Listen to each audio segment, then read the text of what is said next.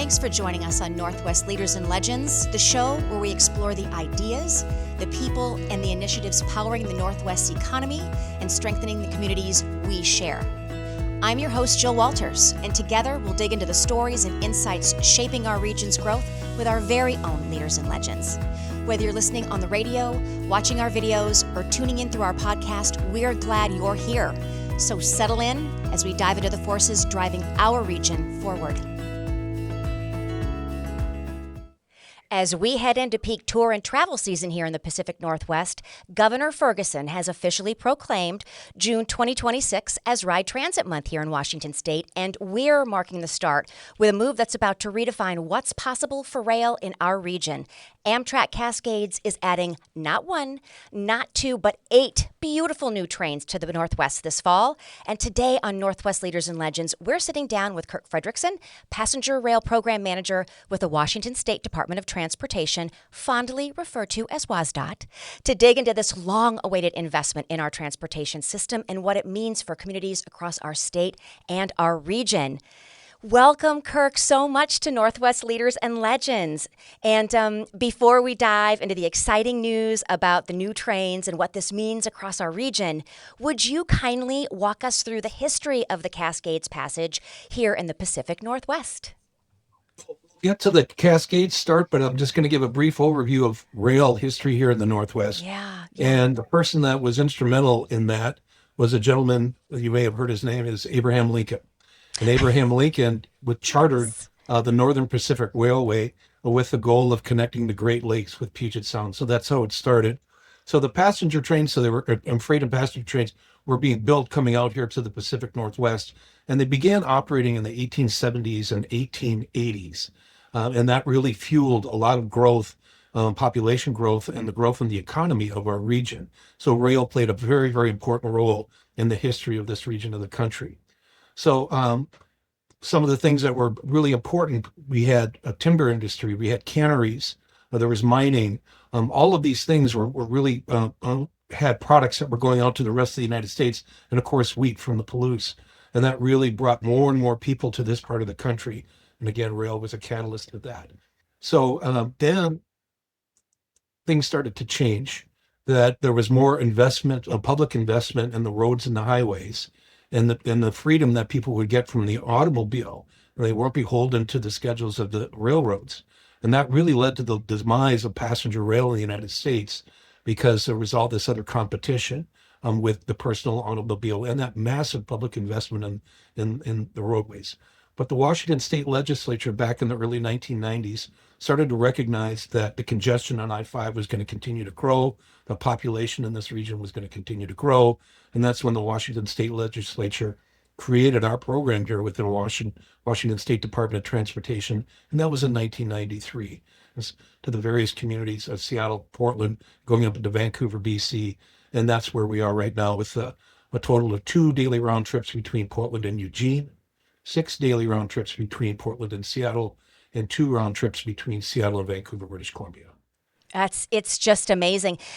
Let's talk a little bit further about the historic investments from Move Ahead Washington and the Climate Commitment Act that are really shaping transportation access for Washingtonians, especially for youth riders, individuals, and for working families.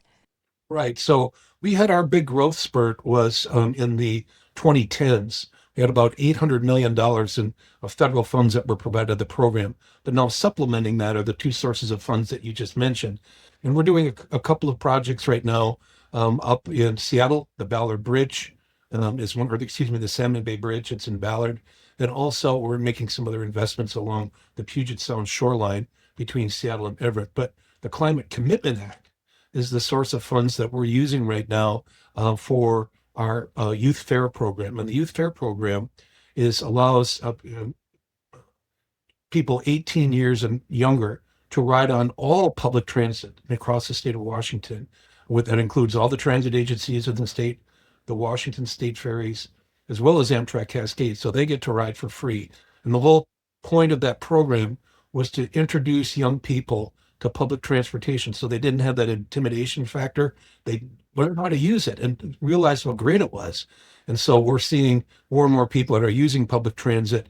In our program, the youth fair program on Amtrak Cascades is very, very popular.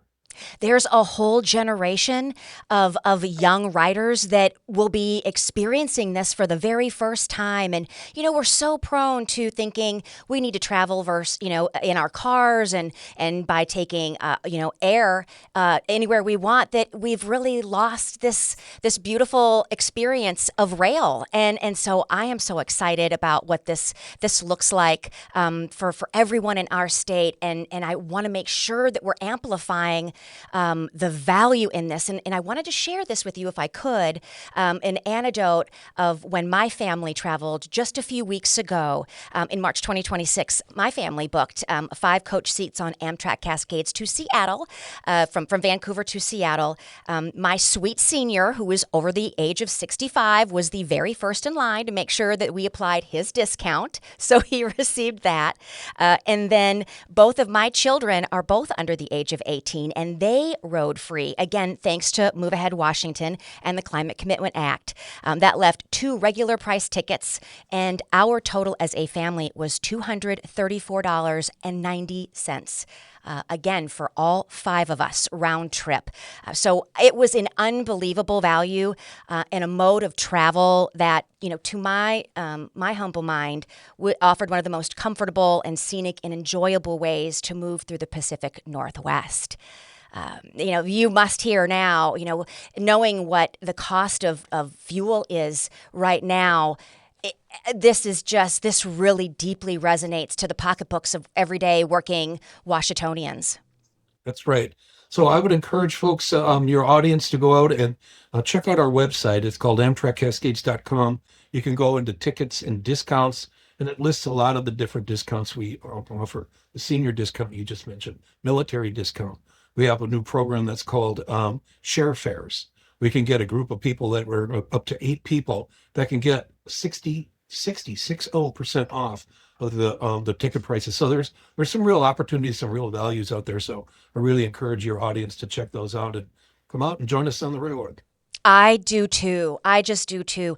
When we think about rail, a couple of ideas really kind of bubbled up for me. And so I wanted to talk about who is choosing rail today. And we know working families can travel through the state's corridor for leisure and save significantly through the group discounts that you just mentioned. And to me, entrepreneurs and small businesses can also reach their key resources in larger communities along the corridor, again, without those, the sky high cost of fuel or the default expectation of having to drive or fly. And really, from your perspective, who else stands to benefit from this service, and what kind of riders or use cases, will find value from traveling via rail, especially among people that just haven't done this type of travel before? Well, Jill, the answer to that question is everyone. Everyone's welcome to come out.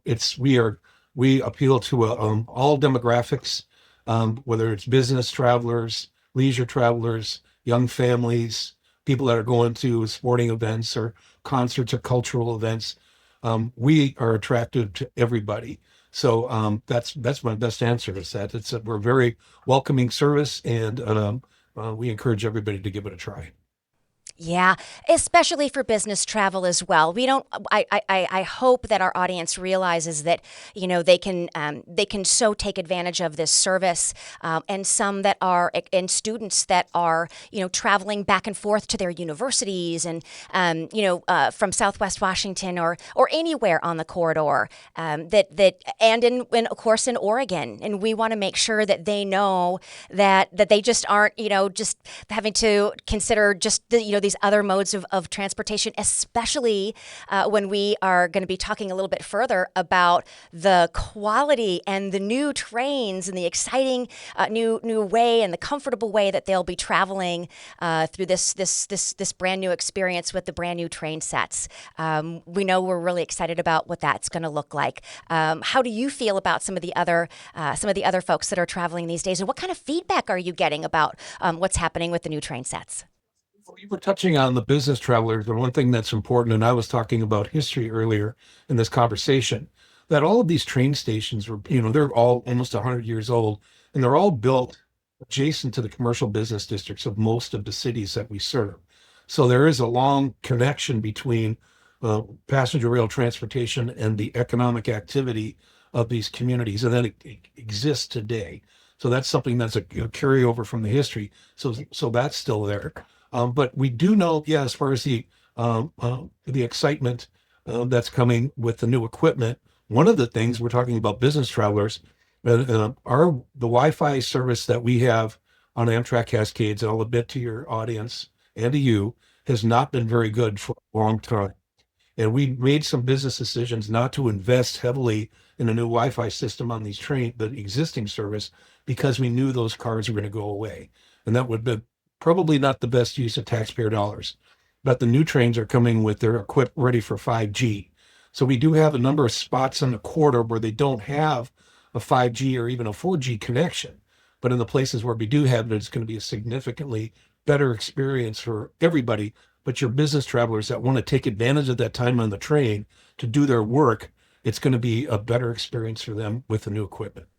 I mean, that is just music to my ears to have that information and to know that that is coming. And that's where some of the investment is, because, it again, that continuity of being able to get on that train and be able to work, for an hour or two or three or four, and be able to take advantage of that just makes this even a more compelling value proposition for our business travelers, for our families, for leisure.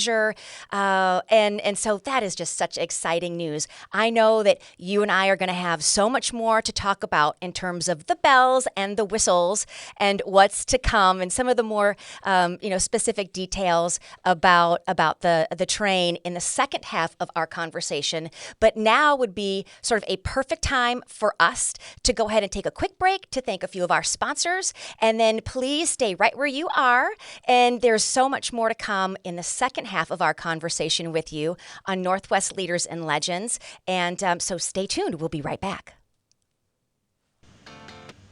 And now we'd like to take a moment to thank our sponsors. First, we'd like to thank The Soundstage, the Northwest's premier voiceover and self-tape studio equipped with professional industry recording equipment right here in downtown Vancouver. For more information, go to www.thesoundstagenw.com. And we'd also like to take a moment to thank KXRW, Vancouver's own local independent radio station. They're dedicated to delivering quality programming to the Vancouver community and beyond. Tune into KXRW at 99.9 FM or worldwide on the web at kxrw.fm. And welcome back.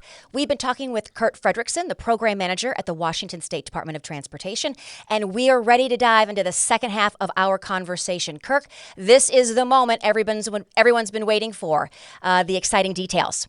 This long-awaited initiative is truly a once-in-a-generation fleet replacement for Amtrak Cascades. 8 brand new train sets built by Siemens in Sacramento, California, are arriving to our region. And when you consider that many of the trains currently in service are approaching 50 years in operation, the scale of this upgrade is really remarkable. So walk us through it. What can riders expect from these new train sets, and how will they transform the rail experience here in the Pacific Northwest? Yes, it's a major milestone for our program. And these trains are absolutely beautiful. I've had the good fortune to have been on them at a ceremony in Washington, D.C. back in February. And they are beautiful inside and out, very, very comfortable seats, spacious restrooms. We have an upgraded food service car, and we have more ADA seating. Each of the train has 8 ADA lifts that will take people from the platforms, that people are in wheelchairs or need assistance, take them up into the train. So that's a real convenience for them. We have these great big picturesque windows, so you look out at the scenery that we have here in the Pacific Northwest. Of course, is some of the most beautiful scenery in the world. And I think that's really important for us, is that we know we have a very high demand for our service right now, but we can't carry as many people as we want with the current equipment because we don't have enough seats on them. These new trains will have more seats than we've ever had per train before. And they're going to have up to 300 seats. So we just talked about the upgraded Wi-Fi. There's just a lot of things that are going to make these trains a remarkable experience for our passengers. Oh, I am so excited to hear that. In addition, as I understood some of the description, there will be outlets and plugs in every single seat that's there. Yeah, they're going to have the USB plugs, electrical plugs. We're going to have tray tables that will come down. There's even an interesting little feature on the back of the table. There's a little clip that you can put your tablet or your smartphone. So it's leaning up there, so you can have it right there and it'll hold it steady while we're going down the track. So all of these different features and amenities are going to be something that people are going to really enjoy. And as far as the food area and the food cart area, I think there's going to be some additions as well or upgrades as well. Yeah, so we have our Amtrak Cascades food and beverage program is considered one of the best in the Amtrak network. And one of the reasons for that is that we feature a lot of local products. So we're supporting the local economy by putting these products on the trains, excuse me. That also gives exposure to these businesses so that people say, hey, I had that on the train, and they see it at the grocery store, they may give it a try. So the other thing that we'll have on these new cars, the food service cars, are the Turbo Chef ovens. So right now we've always had microwaves, but these are going to be if you get something at a coffee shop, like a Starbucks, for example, and you want to get one of their sandwiches, they come out, they're in these ovens that are a big upgrade over what you can get from a microwave. So that's another feature that I think is people really enjoy. Our food and beverage sales are going to go way up. Oh, I know it will. And that is just so exciting. And especially exposure to some of the products, the food and the beverage that is exclusive just to our region, our area, so that we are also helping to support our small businesses that are here and feature them. That is delightful to hear. One of the interesting pieces that I took away after a little bit of research as far as the train and the manufacturing of the trains are concerned, I thought it was really important to highlight that these Siemens-built Amtrak Aero train sets were manufactured entirely in the United States, fully meeting Federal Railroad Administration Buy America standards, and Siemens Mobility relied on a nationwide network of American suppliers. And they're doing this work in a solar-powered facility, which I thought was incredible. That could just be an episode in and of itself on how we're manufacturing these trains. So I thought that would be a really important story to share with our audience as well. And as far as we think about expanding rail service and improving access across Washington, help us understand what it really takes behind the scenes and what we should know about the infrastructure investments and the strategic partnerships required to make new service possible. How does transportation projects like this really come to life? Well, one thing that's important to remember, and this with the intercity passenger rail service, the distinction between this mode of transportation and highways and roadways is that we don't own the railroad. It's owned by a private company. So like I-5 and the streets in Vancouver and the highways, they're all owned by the taxpayers. We primarily operate on the railroad owned by the BNSF Railway. And the way the business relationship works, that is, we want to add additional round trips, for example, between Seattle and Portland, then it's the public sector's responsibility to build the infrastructure within their right of way that is going to accommodate our service and also not interfere with their bread and butter of their moving freight in and out of our ports. Very important part of our economy here in Washington State. So that's that's a business relationship working with the state of Washington, the Federal Railroad Administration, and BNSF on identifying where these projects need to be built, where we have choke points, and that we can create additional capacity so we can add round trip number 7 and round trip number 8, round trip number 9 between Seattle and Portland. And then we also have our business relationship with Amtrak as well as Sound Transit. We operate on Right. Sound Transit on railroad up around Tacoma for about 21 miles. So there's that relationship. And we hire Amtrak to serve as our contracted operator on behalf of the state. So there's that business relationship too. So there's a host railroads, the federal government. And then, of course, we go up into Canada. We're one of 3 international services in Amtrak's network we go up into Canada. So we also have to work with the border agencies on the who do all the inspections of people coming in and out of Canada. So that's yet another facet of the multifaceted relationships that we have to have in order to make Amtrak Cascades successful. This is years and years and years in the making. Any of these Yep. infrastructure, all of these infrastructure projects, all the work that's happening behind the scenes, for us to be able to celebrate these huge milestones like what we're seeing here, later this year with the rollout of all these train sets, it's just truly remarkable. And actually, to that point, would you share a little bit about how we are going to be transitioning from the old train sets to the new ones and that time frame that we're expecting for really full turnover of the brand new trains. That's right. So the first train arrived in Seattle last Saturday. So that was a big event for us. Brand new. So that one came in, and so that's going to be doing some testing up in the yard up in Seattle, and also being used as basically a classroom for training of all the Amtrak personnel. So that's going on right now. We will be out on the corridor doing some more testing in July. So you'll see this first train set going through your community here in mid to late July. And then there's two other train sets that have already been manufactured, as you mentioned, in Sacramento. Those are out for testing right now out in Philadelphia on the Northeast Corridor, which is owned by Amtrak. After they complete their testing, those two train sets will be coming out here later this summer. And once we have three train sets that have been tested and everything's good, we're going to start putting them into service in fall of 2026. We're going to put two of them out on the tracks on a daily basis, and that'll supplement the existing fleet that we have. But as the other equipment comes in and goes through testing, we will be replacing all of this equipment, transitioning to a full new fleet of the Amtrak Cascades train sets by the end of the year or going into early 2027. So then all the existing equipment that we're using will be retired, and we'll have a 100% Aero fleet of train sets for the Cascades. I mean, it makes me want to book my next trip as soon as possible, which I will be doing. It's just so much to look forward to in our state. I cannot even express that enough. For someone that feels a little uncomfortable with the flying experience, for me at least, knowing that I have this option, I was able to travel the most comfortably and most peacefully, especially in March, that I have in years. And I was just so excited about the prospect of this happening. What I also wanted to ask you was this.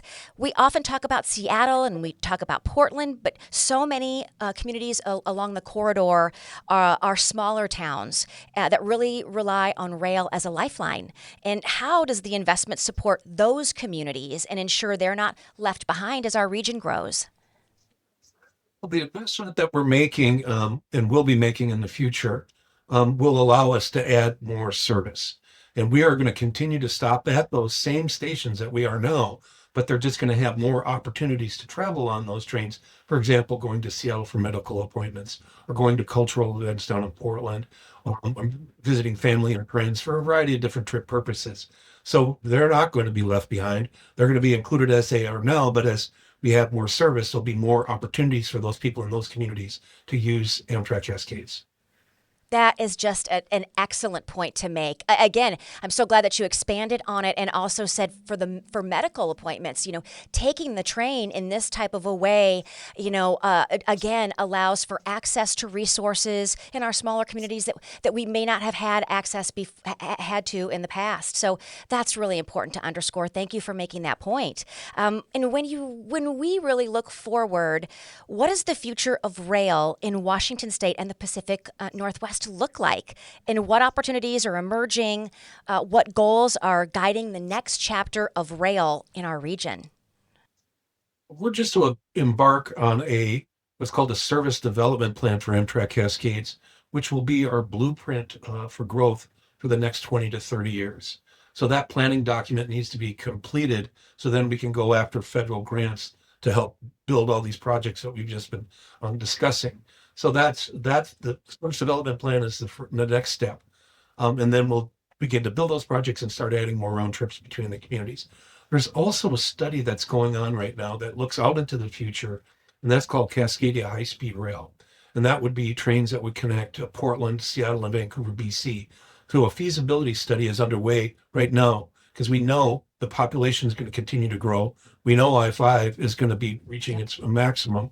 And we also know that the regional airports, the SeaTac and PDX, and they're reaching their capacity too. So there's a lot of interest in establishing a true high-speed corridor, its own dedicated tracks, and there's not sharing with the freights at all. It's just those trains, and those trains could be operating at speeds up to over 200 miles an hour.